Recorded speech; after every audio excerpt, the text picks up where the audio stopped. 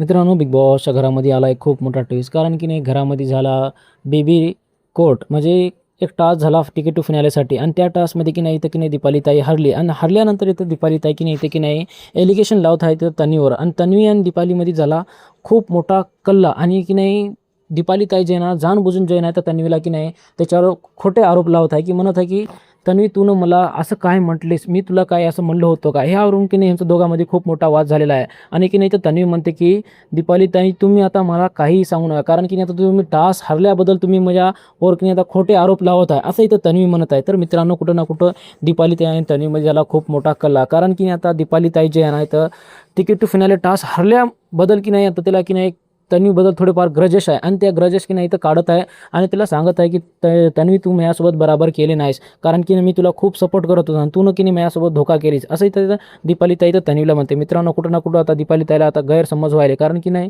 तन्वीन जे नाही तर राकेशला सपोर्ट केल्याबद्दल की नाही तर दीपालीताईला थोडेफार तर म्हणजे दुःख व्हायले, त्यामुळे की तर दीपालीताईनं तन्वीवर खोटे आरोप लावत आहे. मित्रांनो, तुम्हाला काय वाटतं तर दीपालीताई जे खरं बोलाली या खोटं बोलाली, तुम्ही मला कमेंटमध्ये नक्की सांगा ना. अशा व्हिडिओ पाहण्यासाठी माझ्या चॅनलला सबस्क्राईब करा. आपण भेटूया पुढच्या व्हिडिओमध्ये.